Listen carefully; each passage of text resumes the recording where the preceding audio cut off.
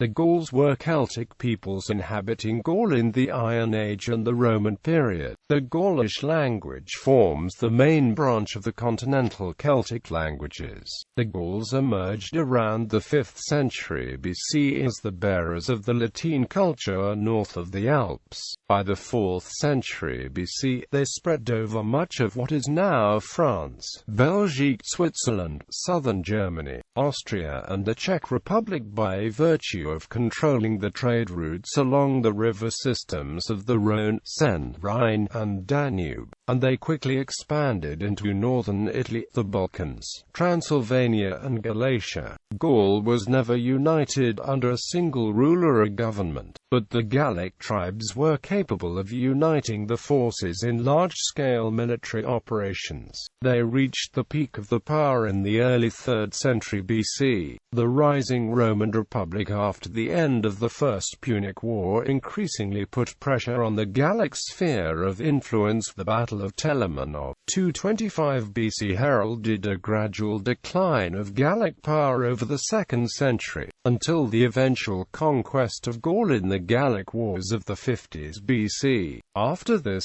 Gaul became a province of the Roman Empire, and the Gauls were culturally assimilated into a Gallo-Roman culture, losing their tribal identities by the end of the 1st century AD. Name: the Gauls of Gallia Celtica, according to the testimony of Caesar, called themselves Celtae in their own language, and Galli in Latin. As is not unusual with ancient ethnonyms, these names came to be applied more widely than their original sense, Celtae being the origin of the term Celts itself, while Galli is the origin of the adjective Gallic, now referring to all of Gaul. The name Gaul itself may be derived from a Latin Galli, or it may be derived from the Germanic word Walla. History, origins and early history. Gaulish culture developed out of the Celtic cultures over the first millennia BC. The Urnfield culture represents the Celts as a distinct cultural branch of the Indo-European speaking people. The spread of ironworking led to the Hallstatt culture in the 8th century BC. The Proto-Celtic may have been spoken around this time. The Hallstatt culture evolved into the Latin culture in around the 5th century BC. The Greek and Etruscan civilizations and colonies began to influence the Gauls, especially in the Mediterranean area.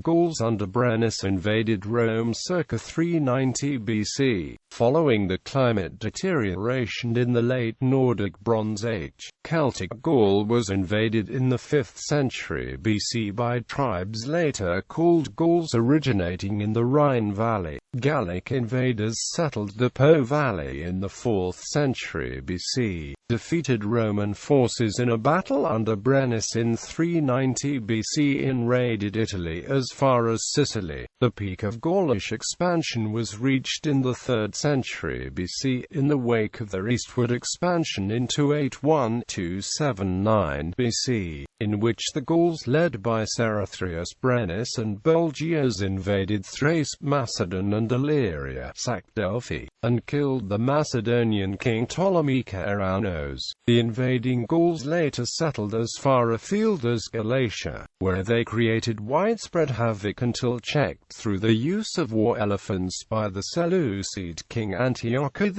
I in 275 BC, after which they served as mercenaries across the whole Hellenistic eastern Mediterranean, including Ptolemaic Egypt, where they under Ptolemy II Philadelphus attempted to seize control of the kingdom. A large number of Gauls served in the armies of Carthage during the Punic Wars, and one of the leading rebel leaders of the mercenary war, Autaritus, was of Gallic origin. Balkans Wars in the Aegean world. An invasion of eastern Gauls appeared in Thrace, north of Greece, in 281 BC. The Gaulish chieftains Brennus and Aesychorius, at the head of a large army, was, according to Greek sources, only turned back from desecrating the temple of Apollo at Delphi in Greece at the last minute. He was alarmed, it was said, by portents of thunder and lightning.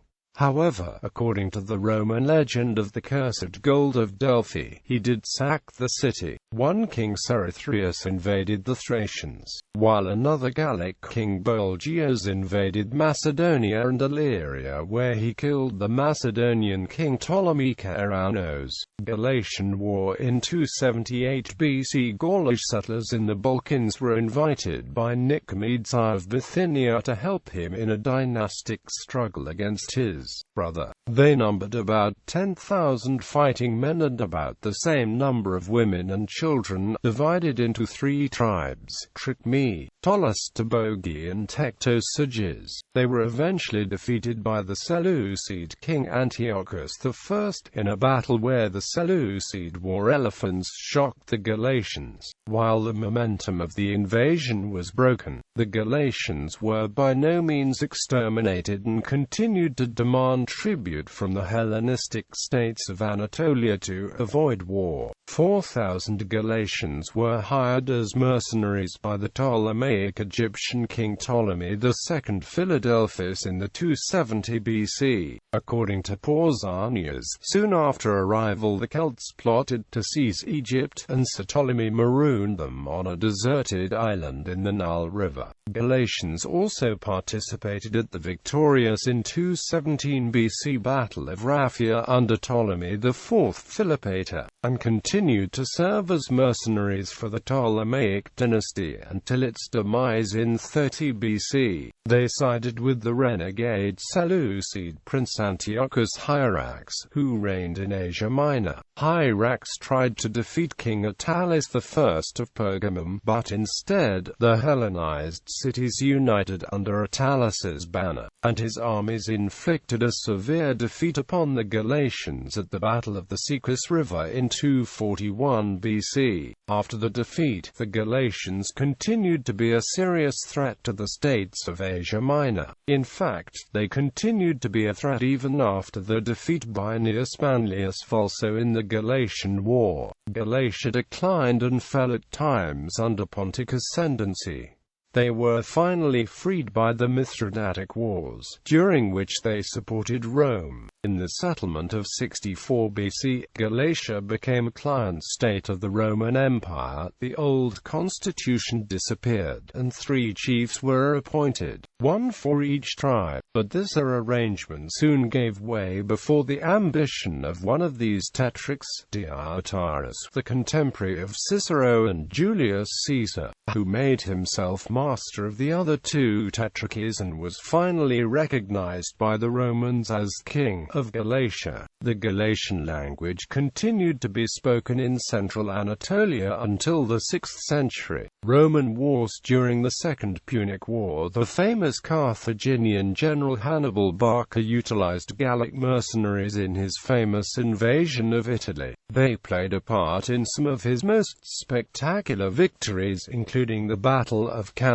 The Gauls were prosperous enough by the 2nd century that the powerful Greek colony of Massilia had to appeal to the Roman Republic for defense against them. The Romans intervened in southern Gaul in 125 BC, and conquered the area eventually known as Gallia Narbonensis by 121. In 58 BC Julius Caesar launched the Gallic Wars and conquered the whole of Gaul by 51 BC. At this time Caesar noted that the Gauls were one of the 3 primary peoples in the area at the time, along with the Aquitanians and the Belgi. Caesar's motivation for the invasion seems to have been his need for gold to pay off his debts and for a successful military expedition to boost his political career.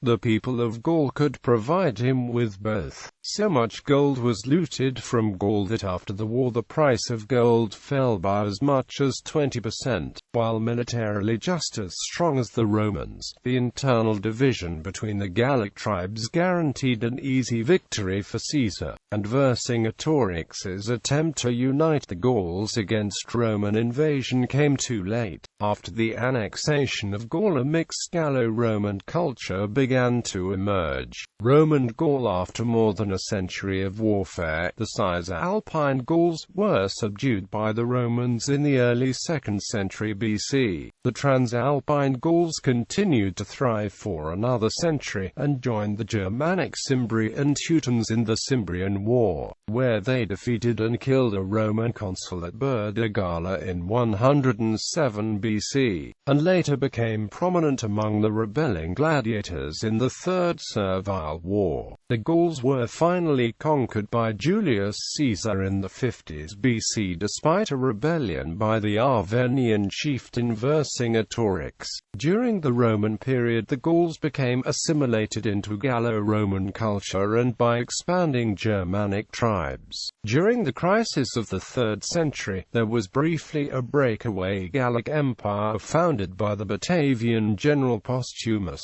Physical appearance. The 4th century Roman historian Ammianus Marcellinus wrote that the Gauls were tall and light blue-eyed. Nearly all the Gauls are of a lofty stature, fair and ruddy complexion, terrible from the sternness of their eyes, very quarrelsome, and of great pride and insolence. A whole troop of foreigners would not be able to withstand a single Gaul if he called his wife to his assistance, who was usually very strong and with blue eyes. Culture. All over Gaul, archaeology has uncovered numerous pre-Roman gold mines suggesting that they were very rich, also evidenced by large finds of gold coins and artifacts. Also, there existed highly developed population centers called oppida by Caesar, such as Bibracte, Gergovia, Avricum, Alesia, Bibrax, Manching and others. Modern archaeology strongly suggests that the countries of Gaul were quite civilized and very wealthy. Most had contact with Roman merchants, and some, particularly those that were governed by republics such as the Aedui, Helvetia and others, had enjoyed stable political alliances with Rome. They imported Mediterranean wine on an industrial scale, evidenced by large finds of wine vessels in digs all over Gaul, the largest and most famous of such vessels being the one discovered in Vic's grave, which stands 1.63 meters in height.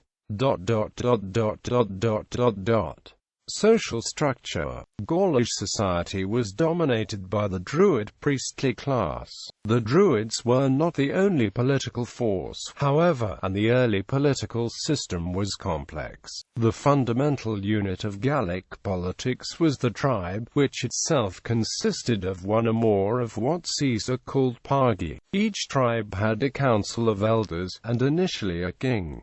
Later, the executive was an annually elected magistrate. Among the Aedui tribe, the executive held the title of Vergobret, a position much like a king, but its powers were held in check by rules laid down by the council. The tribal groups, or pagi as the Romans called them, were organized into larger supertribal groups that the Romans called civitates. These administrative groupings would be taken over by the Romans in the system of local control, and these civitates would also be the basis of France's eventual division into ecclesiastical bishoprics and dioceses, which would remain in place, with slight changes, until the French Revolution. Although the tribes were moderately stable political entities, Gaul as a whole tended to be politically divided, there being virtually no unity among the various tribes. Only during particularly trying times, such as the invasion of Caesar, could the Gauls unite under a single leader like Vercingetorix. Even then, however, the faction lines were clear. The Romans divided Gaul broadly into Provincia and the northern Gallia Comata. Caesar divided the people of Gallia Comata into three broad groups, the Aquitani, Galli, and Belgi. In the modern sense, Gaulish tribes are defined linguistically as speakers of dialects of the Gaulish language. While the Aquitani were probably Vascons, the Belgi would thus probably be counted among the Gaulish tribes, perhaps with Germanic elements. Julius Caesar, in his book, Commentari de Bello Gallico, comments, language Gaulish or Gallic is the name given to the Celtic language that was spoken in Gaul before the Latin of the late Roman Empire became dominant in Roman Gaul. According to Julius Caesar in his commentaries on the Gallic War, it was one of three languages in Gaul, the others being Aquitanian and Belgic. In Gallia Transalpina, a Roman province by the time of Caesar, Latin was the language spoken since at least the previous century. Gaulish is paraphyletically grouped with Celtiberian, Lepontic, and Galatian as Continental Celtic. The Lepontic language and the Galatian language are sometimes considered to be dialects of Gaulish. Gaulish is a Celtic language and was already spoken in Gaul long before the arrival of the Gallic tribes in the 6th century BC. Religion. The Gauls practiced a form of animism, ascribing human characteristics to lakes, streams, mountains, and other natural features and granting them a quasi-divine status. Also, worship of animals was not uncommon. The animal most sacred to the Gauls was the boar, which can be found on many Gallic military standards. Much like the Roman eagle, the system of gods and goddesses was loose, there being certain deities which virtually every Gallic person worshipped, as well as tribal and household gods. Many of the major gods were related to Greek gods. The primary god worshipped at the time of the arrival of Caesar was Teutates, the Gallic equivalent of Mercury. The father god in Gallic worship was Dispater. However, there was no real theology, just a set of related and evolving traditions of worship. Perhaps the most intriguing facet of Gallic religion is the practice of the Druids. There is no certainty concerning their origin, but it is clear that they vehemently guarded the secrets of their order and held sway over the people of Gaul. Indeed, they claimed the right to determine questions of war and peace, and thereby held an international status. In addition, the Druids monitored the religion of ordinary Gauls and were in charge of educating the aristocracy. They also practiced a form of excommunication from the assembly of worshippers, which in ancient Gaul meant a separation from secular society as well. Thus the Druids were an important part of Gallic society. List of Gaulish tribes. After completing the conquest of Gaul, Rome converted most of these tribes into civitates, making for the administrative map of the Roman provinces of Gaul. This was then perpetuated by the early Church, whose geographical subdivisions were based on those of late Roman Gaul, and lasted into the areas of French dioceses prior to the French Revolution. Modern reception. The Gauls played a certain role in the national historiography and national identity of modern France. Attention given to the Gauls as the founding population of the French nation was traditionally second to that enjoyed by the Franks, out of whose kingdom the historical kingdom of France arose under the Capetian dynasty. For example, Charles de Gaulle is on record as stating, "For me, the history of France begins with Clovis, elected as King of France by the tribe of the Franks, who gave the name to France. Before Clovis we have Gallo-Roman and Gaulish prehistory. The decisive element, for me, is that Clovis was the first king to have been baptized a Christian. My country is a Christian country, and I reckon the history of France beginning with the accession of a Christian king who bore the name of the Franks." However, the dismissal of Gaulish prehistory as irrelevant for French national identity has been far from universal. pre-Roman Gaul has been evoked as a template for French independence, especially during the Third French Republic. An iconic phrase summarizing this view is that of our ancestors the Gauls, associated with the history textbook for schools by Ernest Lavis, who taught that the Romans established themselves in small numbers. The Franks were not numerous either, Clovis having but a few thousand men with him. The basis of our population has thus remained Gaulish. The Gauls are our ancestors. Asterix, the popular series of French comic books following the exploits of a village of indomitable Gauls, satirizes this view by combining scenes set in classical antiquity with modern ethnic clichés of the French and other nations. Similarly, in Swiss national historiography of the 19th century, the Gaulish Helvetii were chosen as representing the ancestral Swiss population, as the Helvetii had settled in both the French and the German-speaking parts of Switzerland, and the Gaulish language set them apart from Latin and German-speaking populations in equal measure.